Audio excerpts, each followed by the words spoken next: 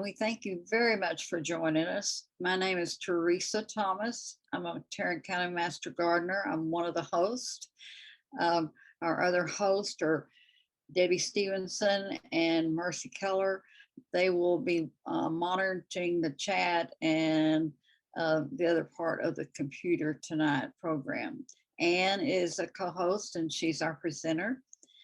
And we're very fortunate to have Ann. She is a master naturalist, master gardener. She's a member of the North Central chapter of the Native Plant Society, and she's helped with their certification program over the years. She is a born Texan. Her mother was an avid gardener and she taught her to run through the wildflowers. So she's always been a wildflower lover. And she is the lead of the Molly Holler Garden at Veterans Park in Arlington. When Molly Holler retired, who is her mentor, she asked Ann to take over the lead, which Ann has done. Not sure how many years, but she's been the lead for 3 or 4 years or more than that Ann probably. So she does have a landscape business, native gardener, where she focuses on native plants, and she's been involved with her business since 2007. Some business that we probably need to take care of before we start. Thank you for all muting and for stopping your videos. Please continue doing the presentation. If you have any question that's related to the topic, please put it in chat and we'll address this once our presentation is over. We ask that you be respectful and stay muted during the presentation for your attendees and the speaker. We are partnering with Tarrant Regional Water District for this presentation tonight. And we do have a short PowerPoint that Mercy will share screen and share with you about TRWD and their programs. The Tarrant County Master Gardener Association has partnered with the Tarrant Regional Water District to encourage water conservation. TRWD maintains 4 area lakes and pipelines needed to provide surface water to local water treatment plants so they can clean that water to meet drinking standards for our communities. They also work with many cities in Tarrant County, such as Fort Worth, Arlington, Mansfield, and many others to provide water conservation programs to the community. Conservation is an important water supply strategy to help meet the needs of our growing population. There are currently 2.3 million people living in Tarrant County, and this is expected to double over the next 50 years. At SaveTarrantWater.com, you can sign up for free weekly watering advice custom to your location. If you're a resident of Tarrant County, you can sign up for a free sprinkler's checkup where a licensed irrigator comes to your home, provides a comprehensive evaluation of your system with recommendations to reduce water waste. There's also an event calendar where you can find information about future classes and workshops. So be sure and check out SaveTarrantWater.com to sign up for their free services. Okay, everybody, if you need to take notepad to take notes, please get that ready. And I'm going to turn the program over to Ann. Okay, as you know, I'm here to talk about native plants, one of my very favorite subjects. And there's a lot you may or may not know about how wonderful they are. Okay, they have a lot of benefits for the environment, the community, and the homeowner. And not just the homeowner, but even if you just live in an apartment with a small little balcony, you can have a lot of benefit from a few plants in pots. Okay, we all know how big Texas is, 800 miles from the eastern edge to the western tip. And with that comes many different ecosystems, each with their own weather type, as well as soils and terrain. So things that grow in the western part of the state may or may not grow in the eastern part of the state. But this will help you learn a bit about that. Okay, as I said, everything's different from one end to the other, and rain is no different.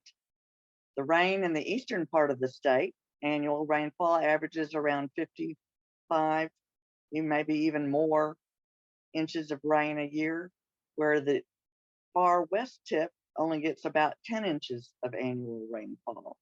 So our plants have to adjust to all those different amounts of water. Okay. Native plants are healthier than and stronger than a lot of the exotics because they have developed through over the years to work with the environment they live in. This has taken thousands of years to develop relationships with the plants, with other plants and the animal species in their ecoregions. And to do this, they develop deep root systems and they've become drought tolerant. Speaking of those deep root systems, this is a sample of some of those root systems. With a little picture on the far left, you see of an exotic turf grass that's common in a lot of urban yards. You notice that those roots, that root system only reaches not even a foot. You go over to the far right, you see one of our native turf grasses, buffalo grass, that can reach as deep as 8 feet. You can see why that would be much more drought tolerant. Plants in between are a lot of our prairie plants that we use for ornamentals. And you can see how they reach as much as 15 feet or more.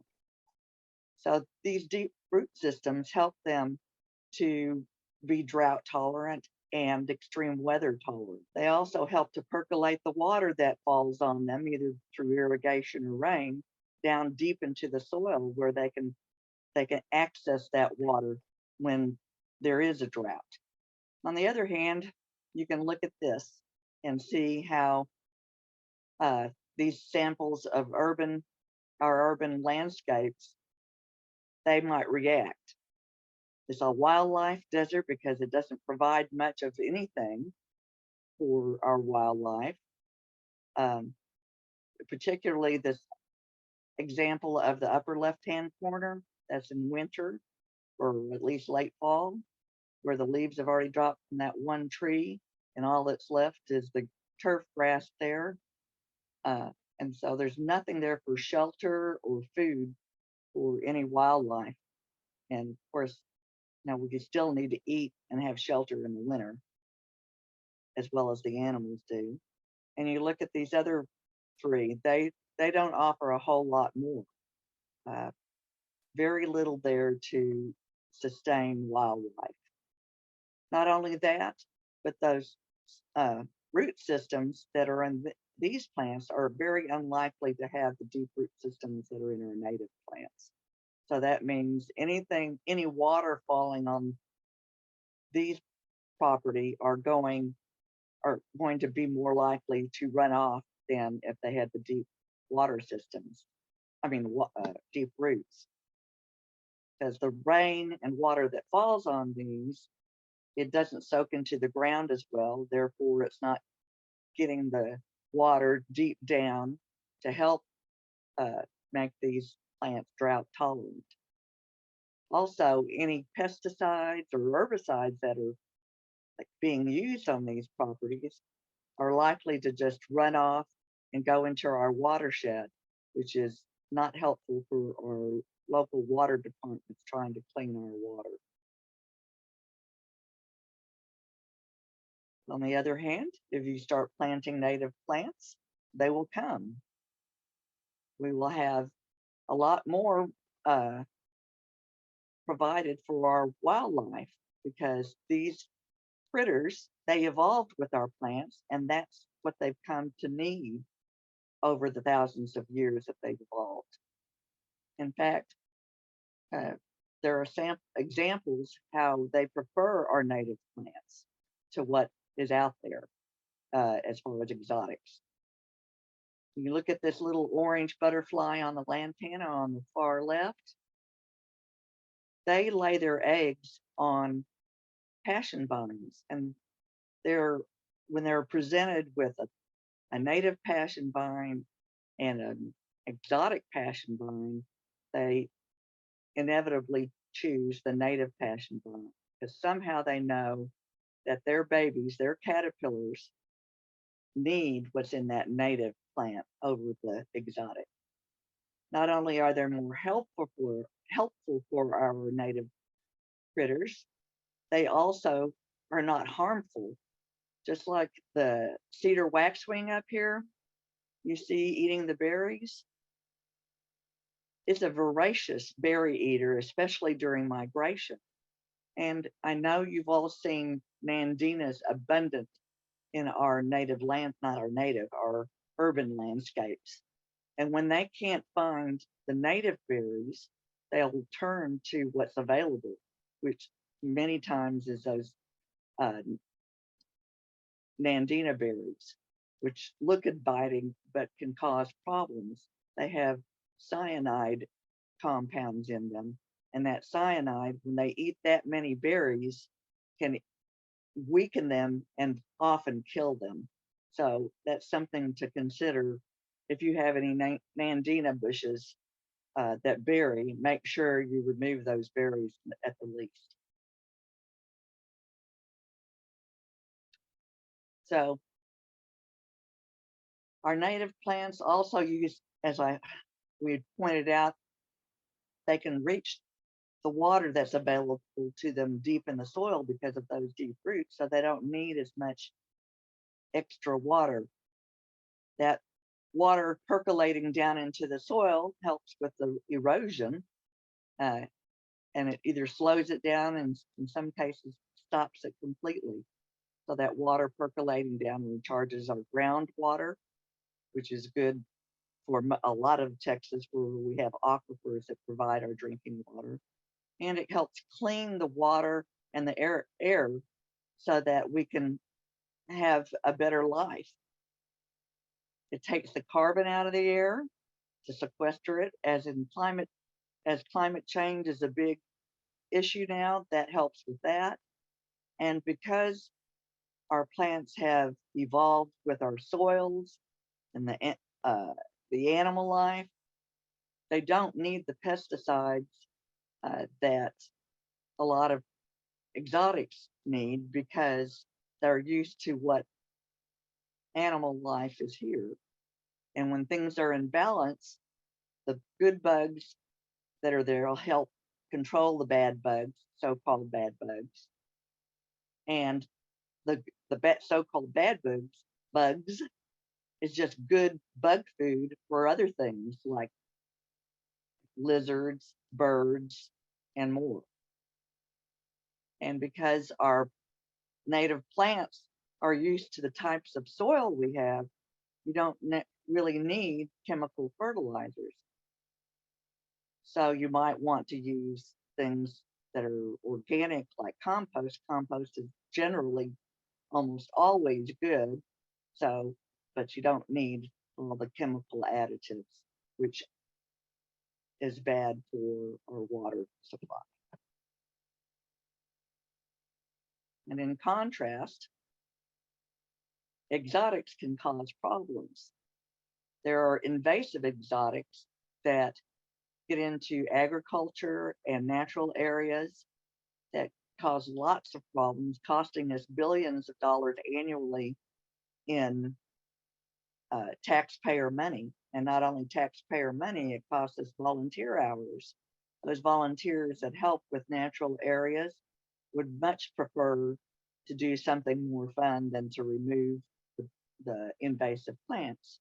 And the reason why invasive plants are such a problem is they can choke out all the native plants and make it a monoculture, especially plants like privet, which was brought over here in the nursery trade, and Johnson grass, which was brought over here to help feed cattle. And there are numerous others, either brought in by trade or by accident in pots or other ways. So in contrast, our native plants don't need as much maintenance as the fussy exotics do.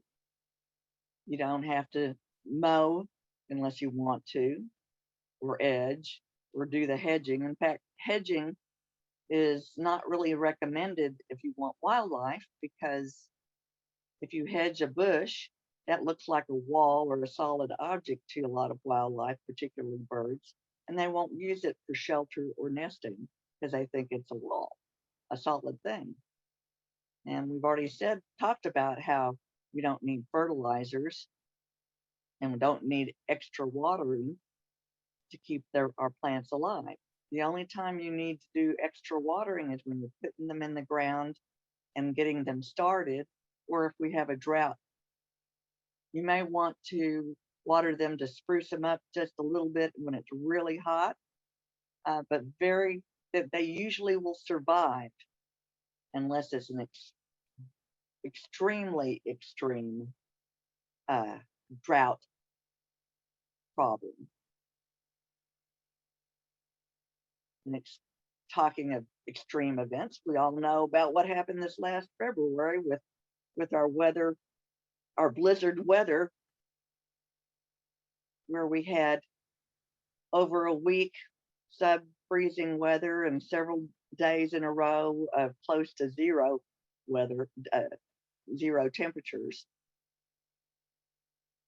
I think I said sub-zero earlier, I meant sub-freezing. But that, along with other extreme events, like in 2011 and 1980, we had severe heat as well as drought. There was 69 days in 1980 of over 100-degree heat, and I think it was similar in 2011, and with no rain. So that caused a lot of problems. And those exotics suffered a lot more than our native plants did. In fact, this year, with the freeze, a nurseryman I know told me that he was talking to some other nurserymen after that freeze, and they were all saying how much of their inventory they lost because of the freeze. And they asked him how much he lost. He said, well, out of all my hoop houses, I only lost 21-gallon plants. All the rest survived just fine. So he was gloating at how much his native plants, because that's what he raised, survived all that in those 1-gallon pots and hoop houses. So after that freeze, we all know, can look around town and see scenes like this in the urban landscapes. Like on the left, this Indian hawthorn, where most of the top died. There might be some life at the very base, but that's about it. And if you look at this picture of the Indian hawthorn, and behind it, to the left right here, is American beautyberry. Behind that is a yaupon. And to the right behind is a wax myrtle. All of those native plants survived just fine through that extreme weather. And then on the right is a wax leaf ligustrum that had been there for probably 30 or more years. So you can see based on that roof line how tall that was. And it died to the ground. So all this means that the homeowners that had these type of plants wanted to replace them. That's going to cost them quite a bit of money to do all that. Another thing native plants do is when you're going across the state, driving around, gives you a sense of where you are. From the piney woods over there on the left, to the hill country in the middle, all the way out to the Lubbock area. The plant life changes based on their ecoregions. So you can see where you are, and that makes things a lot more interesting and gives you a sense of where where you are, which, you know, when everything, people plant everything that everybody else does, it's just boring for, in my opinion. I like to have things change.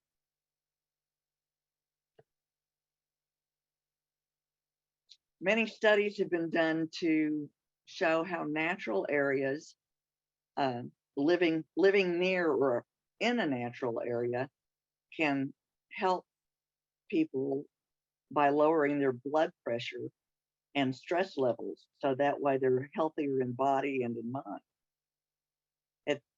A natural area is exciting and calming at the same time. Exciting with the wildlife is thrilling to see, like these little boys who came to the wildscape one day and saw, it's hard to tell by this picture, but there were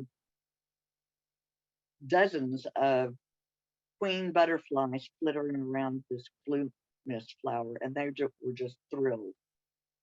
And I was thrilled watching them.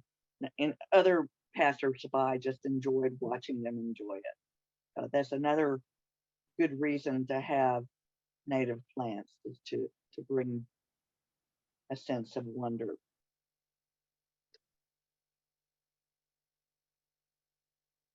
Our native plants, if you noticed at the beginning where I showed the examples of urban landscape, those landscapes are fairly static. They don't change very much throughout the year. Not only because of the plant life there, I mean, those don't change, but since they don't bring in much in the way of critters, those don't change.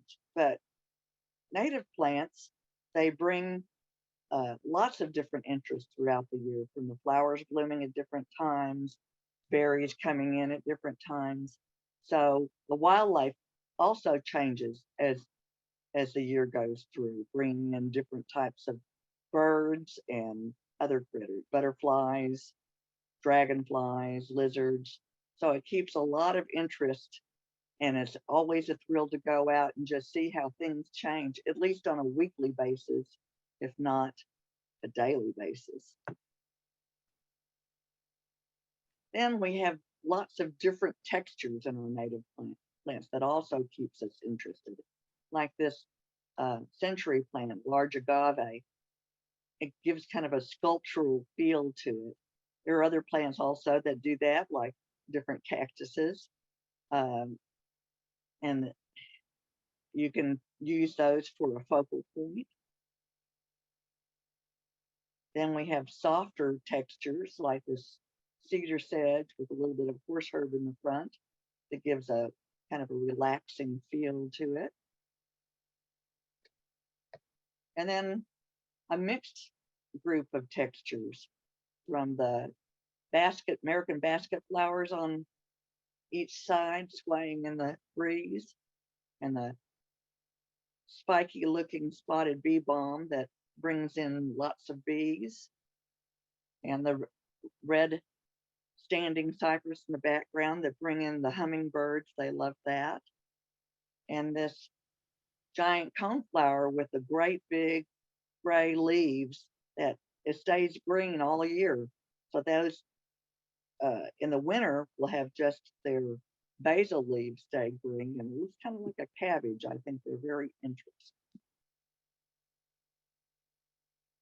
Then we have our native grasses, just a sample of Lindheimer's muley, a big bunch grass that's similar in a look to pampas grass, but softer, not quite so big.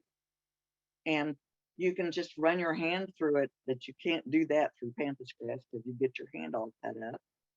And their inflorescence, when they put their show on in the fall, light coming through is just wonderful on all these grasses, like the Gulf Julie with their pink puffy plumes, and the Indian grass, one of my favorite of the big prairie foregrasses.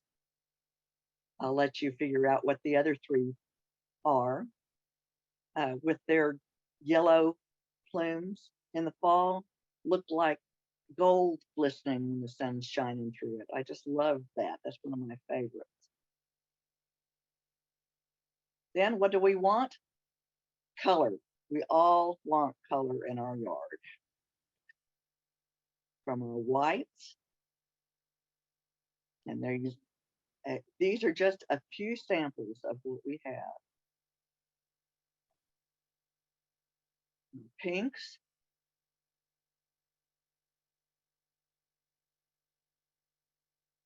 reds,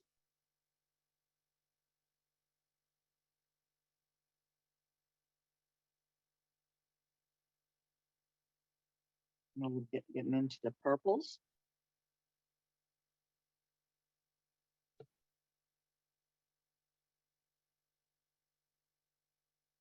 And a little mix of purple and pink.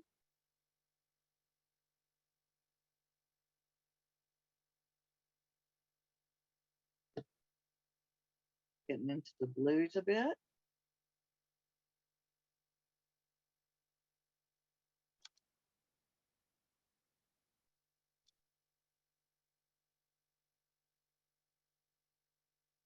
And lots of yellows, many shades of yellows.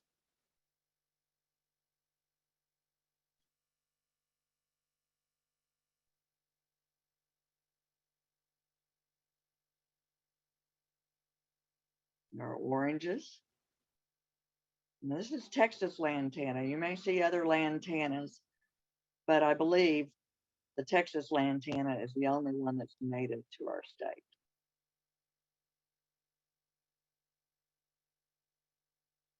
And one other question that I get often is, how do I get grass to grow under our shade trees? I just want a lawn under our shade trees. Well, instead of advising for you to limb up your trees to let more light in, I usually don't go that route, because a lot of times the trees are limbed up way too much and they can hurt the tree.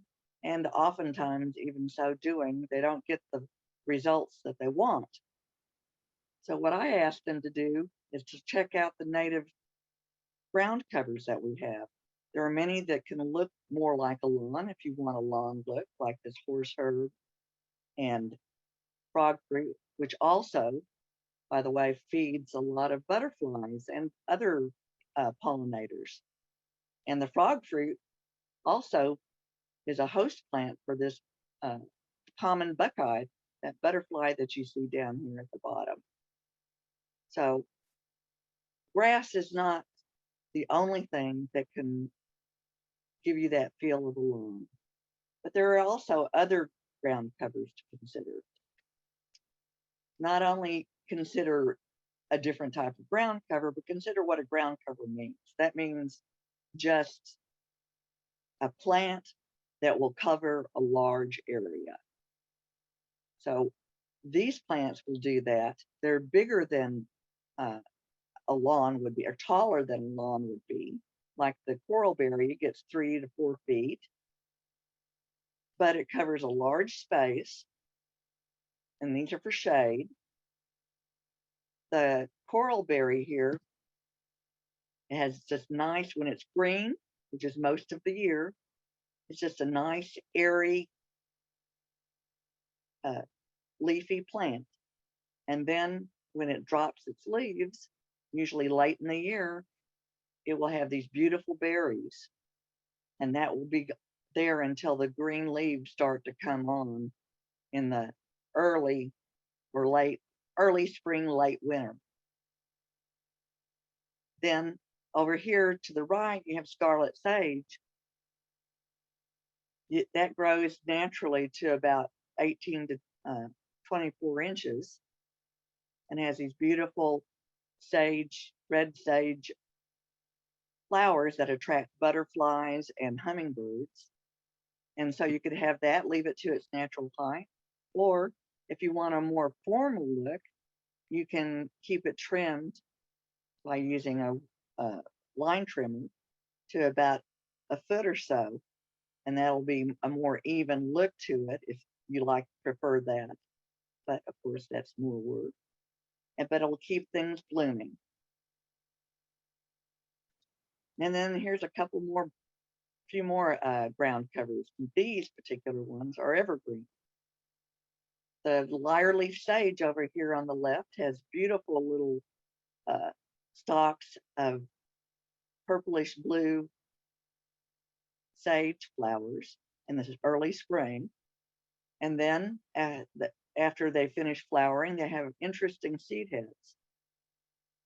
If you want to, you can cut those down and then have just the rosette of the plant, which is this nice, right down here on the bottom left, little rosette of lyre-shaped leaves, which is obviously where it gets its name, with this purple veination in it. Some have more of that purple color than others, but and it could be due to how much light it gets or that genetics of that particular plant.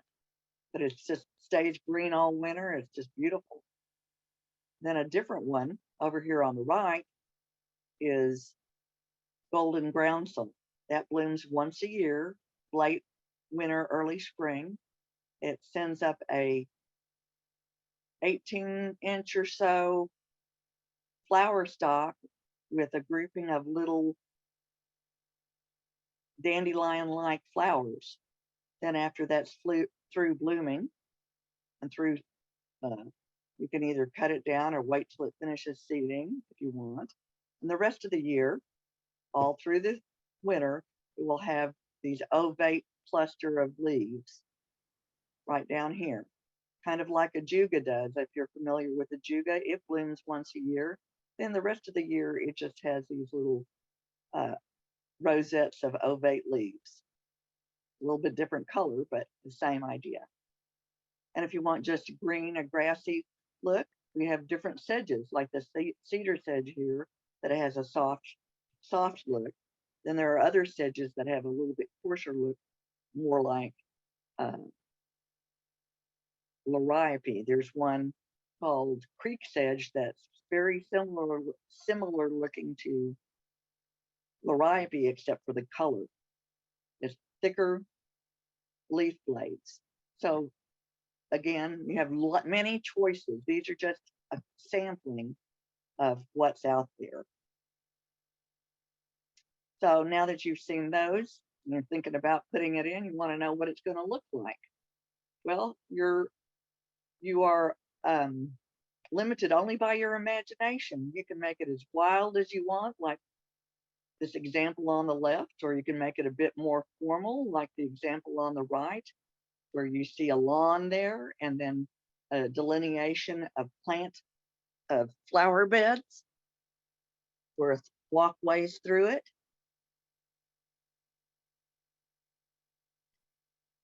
You can have ones that invite you in with this pathway and trellis, leading you to a place to sit down and enjoy the show of critters being invited by the plants, or the place on the right where the fragrance of the phlox, that prairie phlox, invites you in, and the shape of the bed and the trail there leads you to cross the lawn to the front door. Or you can have just lawns and these flower beds all around your house.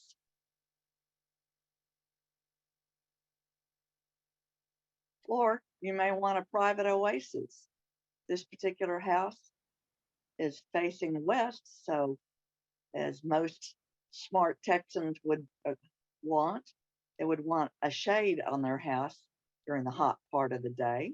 She's got that with these lovely post oaks, and underneath that, that's the example of coralberry right across here. See, this is all coralberry right there. In front of that is buffalo grass that has that soft texture, which you can mow to make it look, if you so choose, look more like a Bermuda lawn. She likes the soft look. And then right next to that, where it gets a little bit more shade, filled in with the sedge. And far over to the left here, right there is a flower garden inviting you in up to the driveway and towards the front door. Once you go past the driveway towards the front door over to the right, she's got a little patio where anyone can sit and enjoy the show with the plants that are there, with the columbines and the frostweed and pin stem and lots of other things that look beautiful in that yard. But most of all, what are you going to have in your yard? You're going to have beauty and a show with all the different animals coming in and out, enjoying what's there. And you're providing for the wildlife, those pollinators, and we all should be aware now that pollinators are in distress. So anything we can do to help them. Also, that you know that these plants require so much less water that you hardly have to use any water on them, and that helps your bills as well as our need for conserving the water. So now that you know how wonderful these plants are, you want to know how to get them. Well, the nursery trade is getting more and more in, especially if we start asking them, hey, do you have this? Hey, do you have that? They'll start getting the idea we want more. But other ways to get native plants are through organizations like Native Plant Society. They have an annual biannual sale, one in the spring, one in the fall. Different public native gardens like the Molly Hollow Wildscape, Herd Museum, they have plant sales in the spring and the fall. Master Gardener plant sales often have lots of native plants. Then if you're familiar with Native Plant Society of Texas, many of the chapters, when they hear of something going to be developed, will see about getting permission to do plant rescues. And if you volunteer for one of those native gardens, a lot of times there are an abundance of a certain plant. So that gardener will share those plants with you. And other native plant enthusiasts love to share what they have an abundance of as well. Once you get into this, you'll find many people just love to share their knowledge and their plants. So you want to learn more about native plants? There are different ways. You can join a chapter of the Native Plant Society, which you can go online and just look up Native Plant Society. Go to the NPSOT, and that's how we say it, npsot.org. It gives you a list of all the chapters in the state, so you can pick out the one that's closest to you. You can also register for a class that they do called Native Landscaping Certification Program. That program has several different classes that each one lasts a day. You sign up for the one that you want. In order to take any of the classes, you have to take the first one before any of the others. But after that, you can take the others in any order you want. But go on to npsot.org and it tells you where those classes are, how to sign up for them. Right now, they're only doing Zoom classes, but once they've determined that we're safe from COVID, they'll start doing them in person. And I highly recommend that you get more of an experience out of that. So sign up, check that out and sign up for it. You learn a lot that way. Also, you can check out these books. Native Texas Plants Region by Region by the Wachowskis. That's what Native Plant Society often refers to as the Bible of native plants. But that's just a starting point. That book was written back in 1980, I think, maybe earlier. I'd have to check. But it has lots of good information of at least basic plants that are available and gives you all kinds of information about designing, as well as where the plants are from, what kind of soil they need.